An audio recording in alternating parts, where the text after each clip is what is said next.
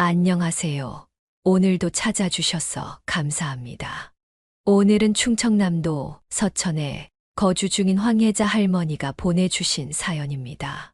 무슨 일이 있었는지 제보된 사연 바로 읽어드리겠습니다. 들어보시고 황혜자 할머니께 따뜻한 위로든 따끔한 조언이든 해 줄 수 있는 말이 있으면 말씀해 주시길 바랄게요. 이야기를 들으시면서 여러분의 경험에 비추어 볼 때 이런 상황을 어떻게 해결하셨는지, 혹은 주변에서 비슷한 경험을 한 분이 계셨다면 그분들은 어떻게 대처하셨는지 공유해 주시면 좋겠습니다. 좋아요와 구독 그리고 알림 설정 눌러주시면 올라오는 사연 함께 들어보실 수 있습니다. 그럼 사연 바로 읽어드리겠습니다. 안녕하세요. 늘 말려낸 상팔자를 즐겁게 듣고 있는 60대 여자입니다. 저는 꽤 오랫동안 충청남도에 있는 미역 양식장에서 일을 했는데요. 여러분은 미역 양식을 어떻게 하는지 알고 계시나요? 우선 신뢰할 수 있는 배양시설에서 초기 배양을 통해 미역을 키워냅니다. 어느 정도 자라서 바다에서도 잘 자랄 수 있을 때, 수온도 적당할 때 가을에 바다로 내보내는 과정을 거칩니다. 그렇게 거센 바다 안에서 이리저리 흔들리며 짠물을 흡수해 자라면 볕이 따뜻한 봄에 수확을 하게 되는 거죠. 자식을 키우는 일도 그런 것 같습니다. 어렸을 때는 내 손 안에서 애지중지 키우다가 어느 정도 사회생활을 배울 시기부터 하나하나 지켜보면서 비로소 하나의 사회인이 됐을 때 거센 현실로 보내죠. 하지만 한 가지 다른 점은 미역은 그 과정에서 버티지 못하고 도태되는 종자도 있고 미역 포자가 바닷물에 쓸려갈 때도 있습니다. 이럴 땐 쓸려간 미역 종자를 아까워하지 않고 다 자라지 못한 미역을 품에 감싸서 안타까워하지도 않습니다. 그저 매번 있는 일이라 여기면서요. 하지만 자식은 어떤 문제로든 포기하지 못하죠. 바닷물에 쓸려가면 직접 가서 건져오고 덜 자랐으면 뭐라도 먹여서 조금이라도 더 자라게 하는 게 부모 마음이 아닌가 싶습니다. 그렇게 애지중지 키운 자식이 볕 아래 잘 자라난 빛깔 좋은 미역처럼 내 모든 노고를 치한다는 양 반짝반짝하면 참 좋겠지만 현실은 그렇지 않더라고요.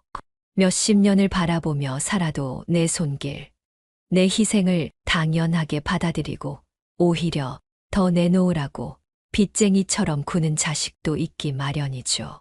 30대 초반에 첫 번째 남편이 사고로 먼저 가면서 제게 남기고 간 건 3명의 자식들이었어요. 아빠 닮아 고집센 첫째 딸과 무뚝뚝하고 소심한 둘째 아들, 그리고 드세고 철없는 막내 아들. 남편이 먼저 떠난 자리를 아이들이 의식하며 살게 하기는 싫어서 참 악착같이도 살았습니다. 일단 먹고 살기 바빠서 옆에 있어주는 시간이 줄어들긴 했지만 아이들도 엄마가 홀로 고군분투하는 모습을 보면서 이해해 주었죠. 그렇게 아등바등 사는데 저를 옆에서 도와준 게 바로 지금의 남편, 제가 일하던 양식장의 사장님이었어요.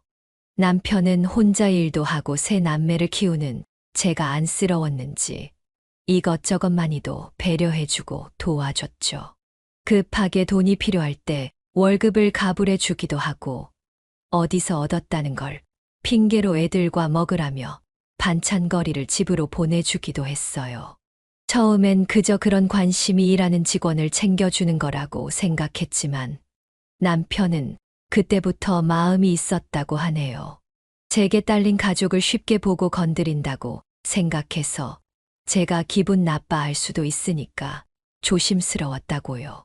그렇게 알 수 없는 무조건적인 도움이 1년 정도 지속되니까 저도 남편의 마음을 자연스럽게 알게 되었고 처음엔 그런 다가옴이 부담스럽고 또 어떻게 반응해야 할지 고민도 참 많이 했습니다. 애가 3이나 있는데 새로운 출발을 한다는 게 제게는 말도 안 되는 소리처럼 느껴졌거든요. 무엇보다 애들 눈치가 많이 보였고요. 친아빠가 떠난 자리에 새로운 사람을 데려온다면 애들이 불편해하고 상처 입을 수도 있으니까요. 하지만 남편은 포기하지 않았습니다. 저보다는 애들에게 점수를 따기 시작하더군요. 하루는 애들과 다 같이 야외로 나들이를 가자고 차를 몰고 제 집으로 찾아온 거예요. 평소 제가 바빠서 애들 모두 데리고 놀러 다닐 수가 없어서 애들도 오랜만에 하는 나들이라 처음 보는 아저씨를 흥겹게 따라갔네요. 남편은 제게도 잘했지만 애들에게도 그 정성이었어요. 좋은 아빠가 될 수 있다는 걸 끊임없이 제게 증명해 줬죠. 셋째 초등학교 운동회 날, 저 몰래 가서 앞에서 달리기를 나가 뛰었고, 여름방학 때 친구들은 다 어디 놀러 가는데 본인만 집에 있다고 심통 부리는 첫째를 위해 대구, 부산, 여수까지 다 데리고 다니기도 했었죠. 책 좋아하고 공부 욕심이 있는 둘째에겐 제가 사주지 못한 세계문학 전집과 중학교 올라갈 때 참고서 사라고 용돈도 쥐어주곤 했네요. 그런 남편의 노력을 애들도 알고 저도 알아서 결국 마음의 문을 열었고, 첫째, 둘째가 중학생이고 셋째가 초등학생일 때 저는 그렇게 남편과 재혼을 했습니다. 남편은 재혼할 때 제게 이런 말을 해주더군요. 우리 결혼해도 우리의 자식은 낳지 말자. 정말 그래도 괜찮겠어요? 나야 그렇다 쳐도. 당신이랑 결혼하면서 이미 내 아이 셋이나 생긴 거야. 괜히 내 자식 생기면 애들이 서운해하거나 소외감 느낄 수도 있잖아. 생겨도 나는 절대 차별하지 않을 테지만 사람 마음이 사소한 게 쌓이고 쌓여서 또 언제 어떻게 터질지 모르잖아. 나는 이번 생은 내 친자식보다 당신 애들을 내 자식으로 받아들여서 잘 키울 거야. 당신이랑 결혼 생각했을 때부터 생각해온 일이니까 괜히 미안해 안 해도 돼. 남편은 먼저 우리 사이에 자식은 갖지 말자고 말해 주었어요. 괜히 애들이 서운해할 수 있는 상황을 만들지 않겠다고 말하면서요. 너무 미안하기도 했고 정말 고맙기도 했습니다. 새아빠라는 소리 듣고 싶지 않아서 남편은 홀로 마음고생도 많이 했을 것 같더라고요. 저와의 결혼 30년 동안 남편은 제게도 참 잘했지만 애들에게도 잘했습니다.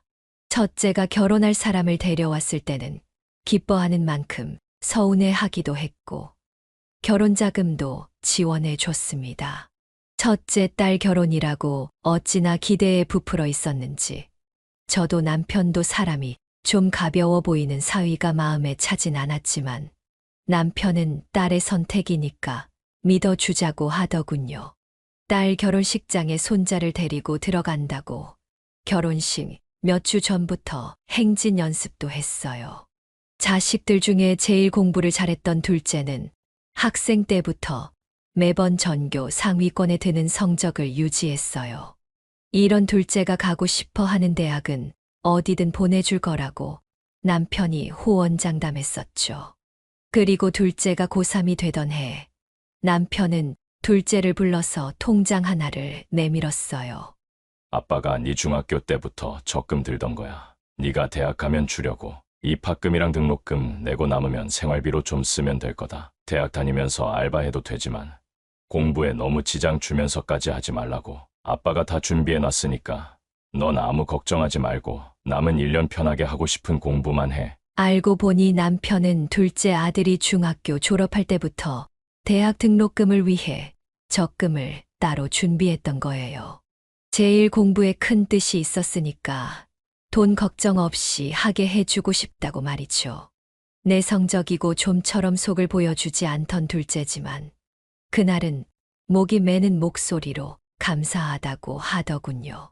둘째는 남편의 아낌없는 지원을 받고 당당히 명문대를 졸업해서 대기업에 들어갔고 그곳에서 짝을 만나 결혼도 했습니다. 셋째 아들은 미래에 대한 뚜렷한 계획이 없어서 제일 걱정했거든요. 남편은 그런 셋째에게 마땅히 할 일이 없다면 아버지 밑에서 일을 배워보라고 했죠. 막내가 성인이 되고 군대에서 제대해서 할 일 없이 집에만 있었거든요. 첫째는 결혼해서 남편과 일하고 둘째는 그때 이미 대기업에 취직해서 일하고 있을 때라 남편은 본인이 하는 양식장을 셋째에게 주고 싶어 했어요. 하지만 그런 아버지 마음도 모르고 본인은 미역 만지면서 돈 안 번다고 다른 일을 할 거라고 하더니 셋째는 기어코 남편에게 손 벌려서 사업 자금을 받아냈네요. 친구와 동업해서 가게를 한다고 말입니다. 남편은 새 아이를 잘 키워냈다는 자부심이 있었습니다. 그런 남편에게 저도 늘 고마운 마음으로 살았고요. 오는 게 있으면 가는 게 있는 법이라고. 이런 남편의 헌신에 제 자식들도 보답을 했을까요? 그랬다면 제가 이곳에 사연을 보내지도 않았겠죠. 제 배에 아파 낳은 자식들이지만 제가 남편 얼굴 볼 낯이 없도록 자식들은 내 속만 썩였어요. 둘째는 크게 속을 썩인 건 없습니다. 그저 너무 무뚝뚝하고 가족에게 관심이 없어서 저와 남편을 서운하게 만들 뿐이었죠. 대학에 들어가면서 서울로 간 둘째 아들은 취업도 서울에서 했기에 소식 한 번 들으려면 하루 종일 문자를 보내거나 먼저 부재중 연락을 몇 개나 남겨야 했었네요. 문제는 첫째와 셋째였어요.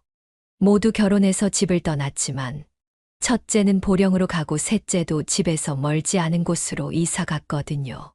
하지만 서울에 사는 둘째보다도 첫째와 셋째 얼굴 보기가 제일 힘들었네요. 둘 다 명절 때는 바쁘다, 피곤하다며 얼굴 한 번 비추지 않는 애들이 그 비싼 얼굴 보여줄 때는 꼭 목적이 있을 때였어요. 바로 돈이 필요할 때죠. 셋 다 결혼하고 한동안은 집에 종종 왔는데 그것도 딱 1년 정도. 그러더니 입이라도 맞춘 것처럼 발기를 다 끊었어요. 하루는 주말에 첫째가 사위와 함께 와서 오랜만에 만난 딸을 위해 솜씨를 발휘해 상을 차려줬습니다. 딸 내외는 밥을 맛있게 먹고 이런 말을 하더라고요. 엄마, 나 임신했어요. 이제 3개월이래요. 그걸 왜 이제야 말해? 집에 오자마자 말했어야지. 밥 다 먹고 말하려고 했지. 서프라이즈로. 얘는 별걸 다 서프라이즈로 한다. 임신 소식 자체가 경사인데. 우리 딸 축하한다. 사위도 축하해. 이제 나도 할아버지 되겠네. 그래서 말인데, 엄마, 아빠, 나 임신했으니까 임신 축하 용돈 좀 주세요. 뭐? 무슨 용돈? 그건 또 뭐냐? 요즘엔 다 해요. 임신하면 축하하고 출산할 때까지 이것저것 돈 들어갈 거 많으니까. 친정이랑 시댁에서 용돈 주는 거예요. 저도 이제 임신했으니까 태교 잘해서 애 잘 낳으라고 용돈 주세요. 맞아요, 장모님. 저희 집에서도 해주기로 했어요. 요즘 참 이상한 걸 다 한다. 당연히 엄마랑 아빠가 필요한 거 있으면 사주지 용돈도 줄 거고. 그럼 딱 1,000만 원 맞춰주실 수 있어요? 1,000만 원. 아니 무슨 1,000만 원씩이나 용돈을. 돈 들어갈 데가 얼마나 많다고. 너도 일하잖아. 사위도 일하는데. 엄마는 하나뿐인 딸이 임신했는데 그것도 못 해줘요? 아니 용돈도 정도가 있지.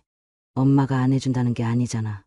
요즘 다 그렇게 받는다니까. 내 주변 친구들은 다 애 낳기 전에 그만큼 받았어. 수영아, 네가 임신해서 엄마가 너무 기쁘긴 한데 1,000만 원은 너무 과해. 나중에 너 유모차나 아기 침대 필요하면 이 엄마가 사줄게. 됐어요. 엄마 아빠는 손주 보고 싶어 하면서 그까짓 용돈 하나 못 준다는 게 말이 돼요? 여보, 일어나 가자. 그렇게 딸은 그대로 토라져서 사위와 함께 나가 버렸어요. 아니, 아무리 딸의 임신이 경사고 축하할 일이라고 하지만 임신 축하 용돈으로 1,000만 원이라는 거액을 달라고 하다니요. 분명 터무니없는 금액이라고 남편과 말했지만 딸이 실망한 걸 봐서 마음이 불편하더라고요. 전 혹시 사돈댁에서도 1,000만 원을 맞춰주기로 했나 싶어 연락을 해봤습니다. 하지만 이게 웬걸 사돈은 임신 축하 용돈을 주기로 하지도 않았고 심지어 제 딸의 임신 사실조차 알지 못했다고 하는 겁니다. 저는 놀라서 딸에게 전화를 했죠. 여보세요, 수영아. 왜요? 왜 전화했어요? 나 바빠요? 아니, 너 몸은 괜찮니? 그게 왜 궁금한데요? 나 유산했어요. 뭐? 유산. 아니, 너 임신했던 거 맞아? 아까 사돈 어른하고 통화했는데. 네가 임신한 거 아예 모르고 계시던데. 용돈도 무슨 말인지 모르시고. 엄마, 왜 어머님한테 괜히 전화를 해요? 아우, 내가 못 살아. 됐어요. 끊어요. 일방적으로 통화가 끝났고 딸의 신경질적인 목소리를 들은 저는 한동안 멍하니 있었습니다. 그리고 알게 되었죠.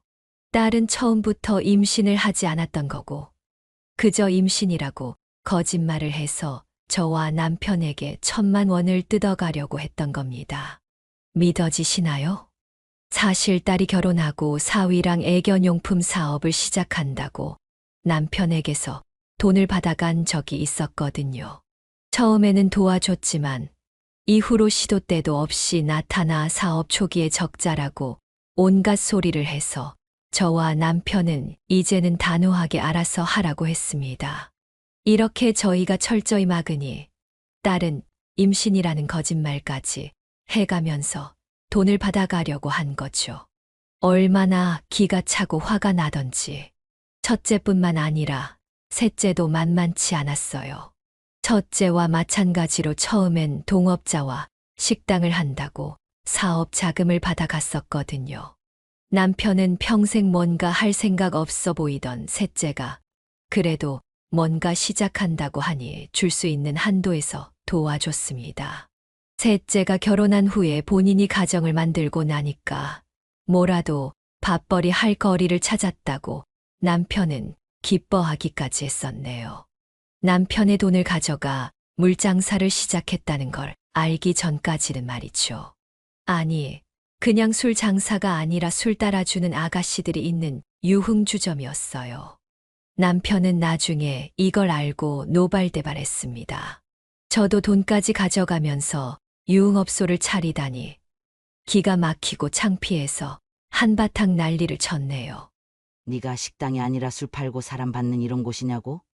아버지한테 돈 받아 차린 게 고작이거냐?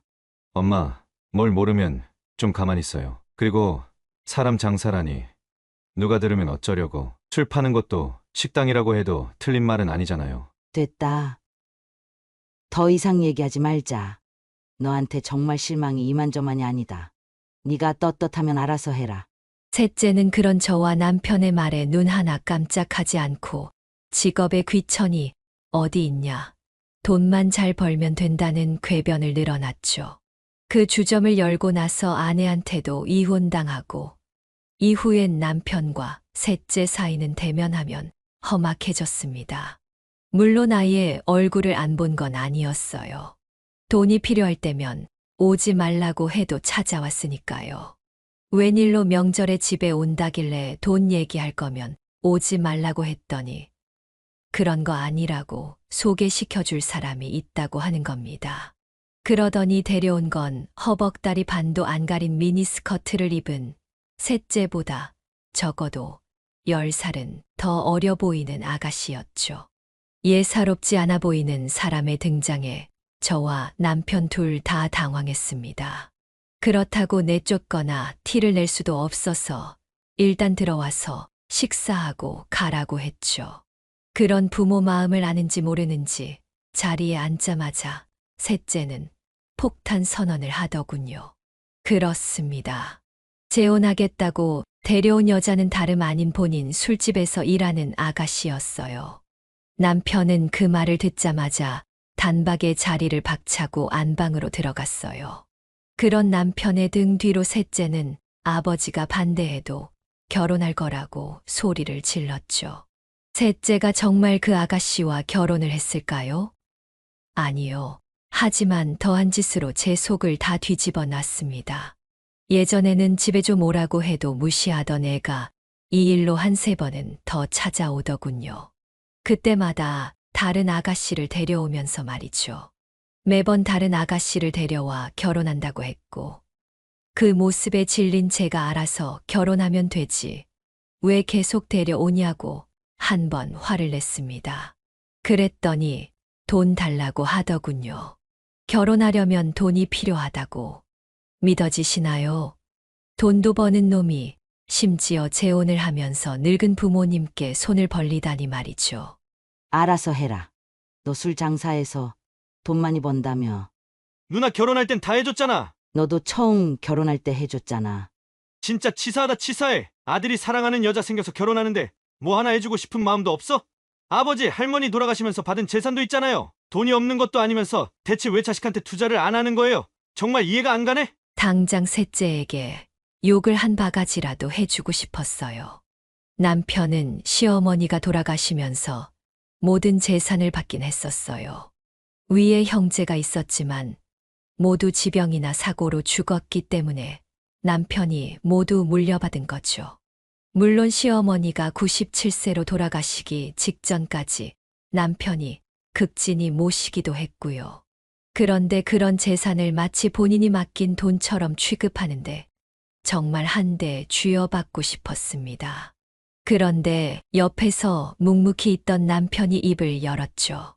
매번 네 가게에서 아가씨 골라서 오면서 사랑은 무슨 사랑? 됐다 됐어. 네가 알아서 해라. 결혼이고 나발이고 알아서 해. 나랑 네 엄마는 더 이상 너한테 줄 돈 없어. 아니, 이미 차고 넘치게 줬다. 알아들어? 남편은 그대로 셋째를 내쫓았습니다. 셋째는 밀려나가면서도 아버지 친자식이 아니라서 그러는 거냐? 는 막말로 제 가슴에도 남편 가슴에도 대못을 박았네요. 이때부터 확실히 셋째와 남편의 사이는 벌어질 대로 벌어졌어요. 저도 첫째와 사이가 벌어질 대로 벌어졌고요. 바로 이 사건 때문에요. 한동안 밤만 되면 첫째에게서 전화가 왔습니다. 자다 깨서 받으면 딸의 울먹이는 목소리가 들려오죠. 엄마, 나 너무 힘들어. 제발 좀 도와줘요. 뭔데 뭐가 그렇게 힘든데? 일 때문에 미치겠어. 이제야 좀 잘 되나 했는데 매달 적자야. 거래 업체한테 돈도 못 주게 생겼어. 그럼 그냥 접어. 적고 남는 돈으로 해결하고 다른 걸 찾아보면 되지. 엄마, 내가 그런 소리 듣자고 이 시간에 전화했겠어요? 며칠을 이렇게 전화를 받아주다가 못 참겠어서 해가 떨어지면 바로 휴대폰을 꺼놓았습니다. 제 것과 남편 것 둘 다 말이죠. 그랬더니 득달같이 집까지 찾아왔네요. 딸은 현관에서부터 크게 발을 구르며 들어와 거실에서 TV를 보던 저와 남편에게 고래고래 소리를 질렀습니다. 내 전화 왜 무시해요? 내가 어떻게 되면 어쩌려고 내 전화 죄다 안 받아요? 처음에는 조용히 타일렀죠. 목소리 낮춰. 너 지금 뭐 하는 짓이야? 돈 달라는 전화 좀 안 받았다고. 다짜고짜 부모 집에 찾아와서 이렇게 고함을 질러? 엄마와 아버지는 나 죽어도 이렇게 무시할 거지? 내가 당장 돈이 없어서 죽겠다는데 그거 하나 못 줘? 너희 아버지 생일이나 명절에 와서 얼굴 좀 보자고 해도 안 오던 네가 필요할 때만 부모 얼굴 보러 오지. 너야말로 우리 죽으면 우리 장례식에 오긴 할 거니? 부조금 챙기러 와서 봉투만 들고 가겠지. 말도 안 되는 소리 하지 말고 나 정말 급해. 당장 돈 없으면 남편이랑 하는 사업 말아먹게 생겼단 말이야. 그렇게 쉽게 말아먹을 사업이면 애초에 시작 안 했으면 됐어. 김서방한테나 찾아가. 뭘 해도 우린 안 도와줄 거니까. 엄마! 엄마 부르지 마라. 그리고 네 아빠도 같은 생각이야. 팔자에도 없는 사업 안 된다고 생각해. 지금이라도 다른 거 알아봐라. 이렇게 부모한테 와서 추태 보이지 말고. 나 정말 죽는다니까. 그 돈 없어서 나 죽는 꼴 보고 싶어요? 딸은 돈을 준다는 약속을 받아내기 전까지는 집에서 안 나갈 모양이었어요. 남편이 사위에게 전화를 해서 데려가라고 해서 겨우 내보냈네요. 평생 저는 미역 엮어가면서 고생고생해서 키워놨더니 또 남편은 친자식도 아닌 애들 3명 모두 제 자식으로 받아들여서 모든 걸 다 해주면서 키워놨더니 잠에서 건져 올렸더니 보따리 내놓으라는 격 아닙니까? 작은 방 내줬더니 안방 내놓으라는 격이었죠. 정도를 모르는 두 자식 놈들 때문에 새카맣게 타들어간 속을 달래준 건 오직 둘째 아들이었어요. 아니, 둘째가 저와 남편 속을 풀어준 게 아니라 며느리가 3명의 자식 몫을 해냈습니다. 밝고 웃음이 많은 며느리는 대기업에 다니는 둘째와 회사 동료 사이로 만나 결혼했는데 아무리 제 아들이지만 무뚝뚝하고 무신경한 둘째와 어떻게 결혼했나 의문이었죠. 그도 그럴 것이 정말 첫인상부터 느낌이 좋은 아가씨였거든요. 어머님, 안녕하세요. 김고은이라고 합니다. 이 사람한테 말씀 많이 들었어요. 단 거 좋아하신다고 들어서 화과자 전문점에서 사왔는데 입에 맞으실지 모르겠어요. 저희 부모님은 정말 좋아하시거든요. 맑은 웃음에 씩씩한 말투, 사려 깊은 행동까지 제 마음에 쏙 들었어요. 부창부수라고 하잖아요. 첫째 사위도 지금은 셋째와 이혼한 며느리도 단 한 번도 먼저 저와 남편을 보러 집에 온 적이 없었거든요. 마지못해 온 적은 많았어도 나서서 오진 않았습니다. 하지만 둘째 며느리는 제가 먼저 둘째 손잡고 집에 찾아왔네요. 명절에는 전날부터 혼자 미리 내려와서 저와 남편이 음식하는 것도 도왔습니다. 또 몇 번 호텔을 예약해서 서울로 저와 남편을 데려가 묵게도 했고요. 어머님, 저희 집에 오시면 좋은데 저희 집이 진짜 지저분해서요. 저랑 남편 둘 다 평일에는 일하니까 매번 치워도 끝이 없네요. 그래. 바쁘게 살다 보면 그럴 수 있지. 난 호텔도 좋다. 이렇게 한강 야경이 탁 트이게 보이는 데서 언제 잠을 자겠니? 그렇죠. 어머님, 속이 정말 뻥 뚫리는구나.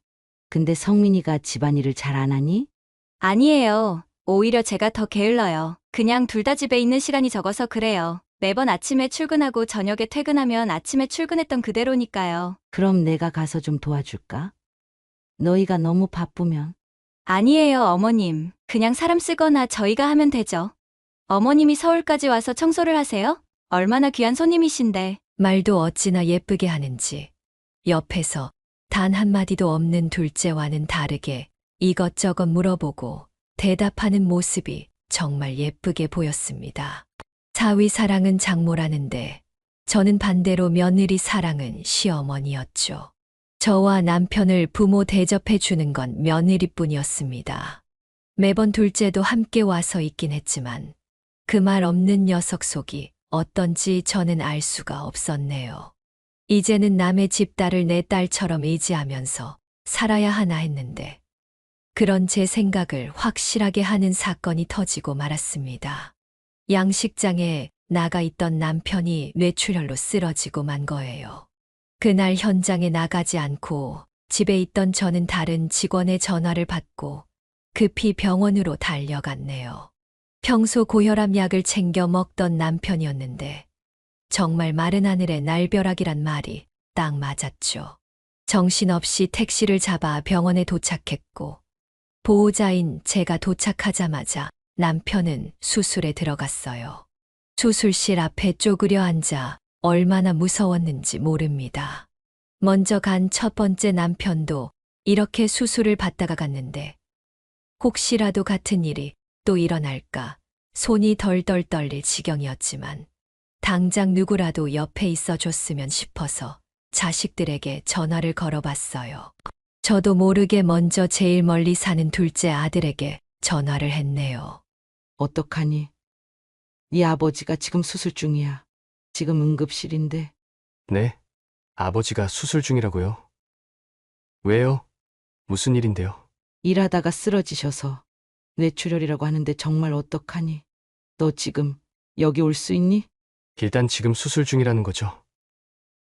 저 지금 회사니까 퇴근하고 갈게요. 지금 당장은 못 나와요. 어차피 수술 중이라면서요. 제가 가도 할 수 있는 게 없는데 뭐하러 일하는 중에 가요. 퇴근하면 차 시간 보고 갈 테니까 일단 그렇게 하세요. 끊을게요. 둘째의 신경 쓰지 않는 목소리에 어쩜 이럴 수가 있나 라고 생각했지만 이 정도는 약과였어요. 퇴근하고 온다고 한둘째는 천사 수준이었죠. 여보세요. 수영아. 엄마. 지금 병원이야. 왜 또 무슨 일이야? 네 아버지 수술 들어갔어. 뇌출혈이래. 뇌출혈! 참나, 그래서요?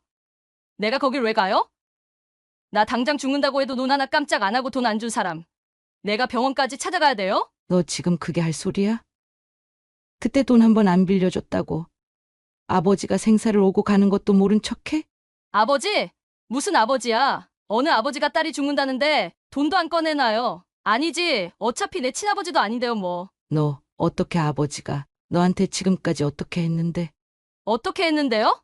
필요할 때 도와주지도 않았으면서. 됐어요. 유난 떨지 좀 마요. 딸이 죽는다고 해도 표정 하나 안 바뀌는 양반들이. 셋째라고 다를 건 없었습니다.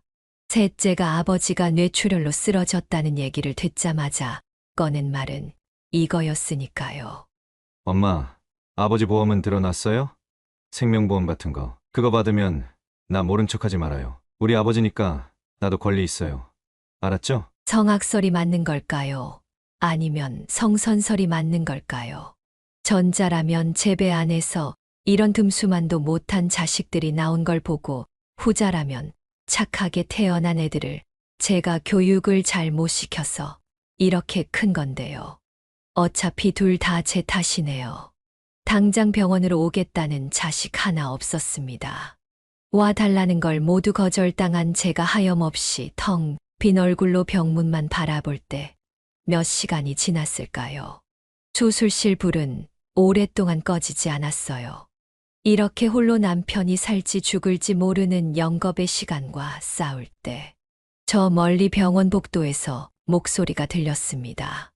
어머님, 고은아, 얼굴에 땀이 흥건한 며느리가 저를 보며 뛰어오고 있었어요. 아버님은요? 아직 수술 안 끝났어요? 수술 몇 시에 들어가셨다 했죠? 어머님, 계속 혼자 계셨던 거예요? 너 회사는 어쩌고? 반찬했어요. 남편한테 아버님이 수술 들어갔다고 말하고 바로 기차 타고 왔어요. 며느리는 제 어깨를 쓸어주며 계속 말을 이어갔어요. 어머님, 혼자 기다리면서 얼마나 무서우셨어요? 쓰러지고 바로 병원으로 오신 거죠. 뇌출혈은 제 시간에 수술만 받으면 걱정할 거 없다네요. 정말 괜찮을 거예요. 며느리는 제 손을 꼭 잡으며 강하게 말했지만 본인도 무서운지 손이 잘게 떨리더군요. 저도 그렇게 무서웠지만 저를 다독이는 며느리를 보며 고개를 끄덕였어요. 여기서 제가 약해지면 안 되니까요. 며느리와 저는 손을 꼭 잡고 남편의 수술이 끝나기를 기다렸고, 남편은 장장 6시간이 지나서야 수술실에서 나왔습니다. 며느리는 정신이 없는 저를 대신해 의사에게 수술 결과와 현재 남편 상태에 대해 들었고, 앞으로의 계획도 들었어요. 얼마나 든든하던지요. 어머님, 수술은 잘 됐다네요. 근데 뇌출혈 수술 후 의식을 차리는 건 사람마다 천차만별이라서 다음 날 깨어날 수도 있고 며칠 더 걸릴 수도 있대요. 지금은 중환자실로 옮기고 경과를 본 다음에 일반 병실로 옮긴다고 하니까 일단 제가 어머님 댁에 갔다 올게요. 가서 어머님 필요한 생필품을 챙겨올 테니까 잠시만 기다리세요. 며느리는 병원에서 쓸 생필품과 옷을 챙기기 위해 갔고, 저는 입에 산소 호스를 대고 머리는 붕대로 칭칭 감은 남편과 둘만 남게 되었어요. 삶이 참 부질없다는 생각이 들었고, 저 혼자 남을 수 있다는 불안감, 그리고 남편에게 미안했던 것과 못했던 말이 줄줄이 제 머릿속을 스쳐갔어요. 며느리는 1시간이 조금 지나 돌아왔고, 평일이니까 막차를 타고 돌아간다고 했습니다. 어머님, 이번 주 토요일 아침에 제가 올게요. 그때 댁에 가서 쉬고 오실 수 있게요. 오늘 목요일이니까 얼마 안 남았어요. 저 다시 올 테니까 아무 걱정 마세요. 그렇게 며느리는 약속한 대로 그 토요일에 둘째를 데리고 병원에 찾아왔어요. 회사 일 끝나고 온다던 둘째 얼굴은 보고 싶지 않았지만 그때는 몰아따질 기력도 없었어요. 며느리는 제 등을 떠밀며 둘째가 남편 옆에 있을 테니 집에 와서 좀 쉬고 오자고 했습니다. 며칠 동안 밥도 제대로 못 챙겨 먹어서 힘이 없던 저는 못 이기는 척 며느리 손을 잡고 병원을 나왔죠. 아무리 병원에서 나왔더라도 머릿속은 온통 남편 생각뿐이었지만 그래도 집에 가서 한숨 자고 샤워도 하고 밥도 먹으니 조금은 힘이 나더군요.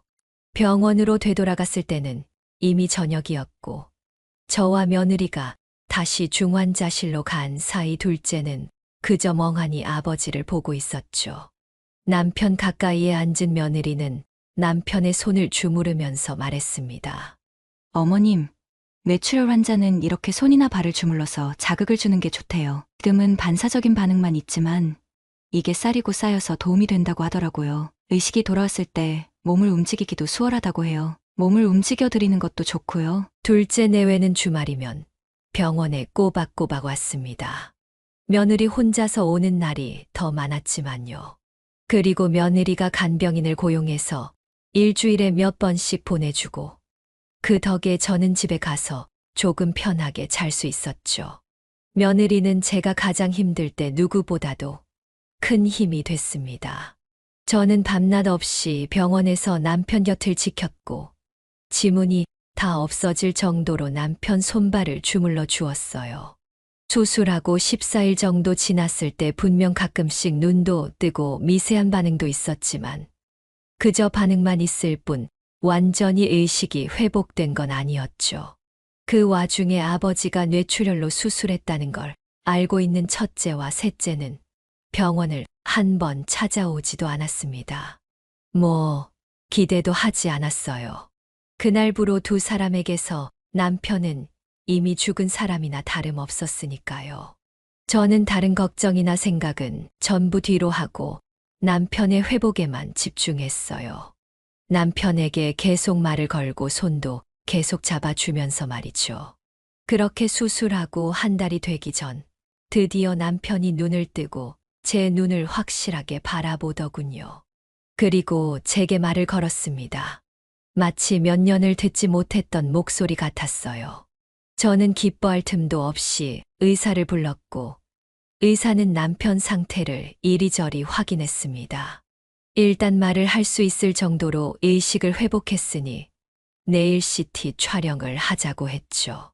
의사가 나간 후에 저는 남편에게 다가가 말했습니다. 고생했어요. 정말 고생했어. 남편은 눈물을 질질 흘리는 저를 보면서 마른 입술을 움직여서 물었습니다. 애들은 공허한 물음에 가슴이 아려왔어요. 그렇겠죠. 병실에 보이는 사람이 저뿐이었으니 궁금할 수밖에 없었겠죠. 미운 자식도 자식이라고 당장 몸이 아프니 가족들의 품이 그리웠을 테죠. 저는 터져 나오는 울음을 삼키며 남편이 쓰러진 후 있었던 일을 말했습니다. 남편은 그저 멍하니 지금까지 키운 자식들의 어처구니 없는 반응을 듣기만 했죠. 말을 다 마친 후에 한숨과 함께 덧붙였습니다. 이제 우리만 살아요. 우리 부모 취급도 안 하는 애들 생각하지 말고 우리 둘이 서로만 바라보고 살아요. 내가 당신한테 너무 미안해요. 내 배 아파 낳은 자식이라고. 당신도 가슴으로 받아들였는데 이런 취급밖에 못 받아서 내가 너무 미안해요. 앞으로는 우리 둘만 걱정하면서 살아요. 제 말에 남편은 작게 고개를 끄덕였어요. 참으로 서글픈 말이었죠. 죽을 뻔한 아버지를 외면한 자식들을 그저 없는 자식으로 생각하기로 했어요. 그날 남편을 죽은 아버지 취급한 자식들을 이제 저와 남편도 없는 자식들 취급하기로 마음먹은 거죠. 그 후로 남편은 긴 회복 기간을 거쳤습니다. 처음엔 단어만 뜨문뜨문 내뱉었지만 점점 좋아져서 문장으로 말하기 시작했고 식욕도 되찾아 식사도 남기지 않고 다 먹으면서 에너지를 얻었죠. 인지 능력도 회복하기 위해 재활치료도 받았습니다. 물론 몸도 움직이면서 재활을 받았고요. 남편은 휠체어 생활을 하다가 일상 재활이 가능할 때쯤 보조기 없이 몇 분은 걸을 수도 있었습니다. 퇴원하는 날에 맞춰 며느리도 짐 옮기는 걸 돕겠다고 내려왔네요. 남편은 그간 병원에 자주 얼굴을 비춘 며느리의 손을 잡고 말했습니다. 다 우리 고은이랑 애들 엄마 덕분에 얘가 이만큼 회복한 거야. 정말 고맙다. 당신도 정말 고마워. 내가 목숨을 부지했어. 거의 6개월 동안 지겹게 있던 병원을 떠나며 남편은 아직 어설픈 말투로 저와 며느리에게 고맙다는 말을 전하더군요. 며느리도 저도 창피하게 병원 앞에서 눈물을 흘렸습니다. 남편의 수술 경과는 모두 좋았고 회복도 문제없이 해 나갔습니다. 의사는 1년 이상 재활을 해야 한다고 했지만 그것만으로도 기적이라고 생각했어요. 이제는 정말 상황이 나아질 일만 남았다고 생각했습니다. 그런데 어디서 어떻게 알았는지 첫째와 셋째가 남편이 의식을 회복한 걸 알게 되었더라고요. 죽었다고 생각했던 아버지가 살아났으니 다시 돈을 받기 위해 붙어야겠다는 생각을 했는지 집으로 찾아오기 시작했어요. 아버지, 저 왔어요. 몸은 좀 어떠세요? 괜찮으세요? 네가 여길 어떻게 왔니? 퇴원한 건 또 어떻게 알고? 아우, 내가 못 올 때 왔나? 아버지 퇴원 축하도 하고 얼굴도 보러 왔지. 또 드릴 말씀도 좀 있고. 또 무슨 말? 너희 아버지 완전히 다 나은 거 아니야. 이상한 소리해서 아버지 몸 상태 악화시키지 말고. 엄마, 무슨 말을 그렇게 해요? 일단 아버지 얼굴 좀 보고 안방에 계세요? 저를 밀어낸 첫째는 남편이 누워서 쉬고 있는 안방으로 성큼성큼 다가갔습니다. 아버지, 우리 아버지 살 빠진 거 좀 봐. 속상하게. 어디 안 좋은 데는 없어요? 나도 먹고 살기 너무 바빴어요. 그동안 이혼도 했고 사업도 아버지 말씀 듣고 바로 접었어요. 잘했죠? 아버지 말 잘 듣는 자식 나뿐이라니까. 왜 왔어? 이유나 말해. 나 말하기 힘드니까. 그렇게 말씀하시니까 말할게요. 나 이혼 전에 그 사람, 전 남편이 내 이름으로 대출을 좀 받았어요. 좀 많이. 근데 이혼하고 그 돈 고스란히 나 혼자 갚아야 해요. 저에게 진짜 마지막에 아버지, 저 그것만 도와주시면 정말 앞으로 다시는 도와달라고 안 할게요. 너 진짜 남편 옆에 바짝 붙어서 염치 모르고 내뱉는 딸을 보면서 전 더 이상 참을 수가 없었어요. 저는 딸을 남편에게서 떼어놓으며 소리를 질렀어요. 엄마, 이렇게 밀치면 어떡해? 엄마라고 부르지도 마. 나 이제 너 같은 뻔뻔하고 염치 없는 자식은 없어. 네 아버지. 아니 내 남편도 마찬가지야. 그래. 네 말대로 친아빠도 아닌 사람한테 뭘 바라겠니? 엄마, 나 정말 이번이 마지막. 한 번이고 뭐고 더 이상은 기회 안 줘. 그럴 가치조차 없어. 당장 내 집에서 나가라고. 그렇게 매섭고 단호하게 첫째를 내쫓고 나니 며칠 후에는 셋째가 난리를 치더군요. 어디서 뭘 바르고 왔는지 눈물까지 흘리면서 현관문을 두드렸어요. 아버지 좀 열어주세요. 그렇게 들어오더니 남편 앞에 무릎을 꿇고 말했습니다.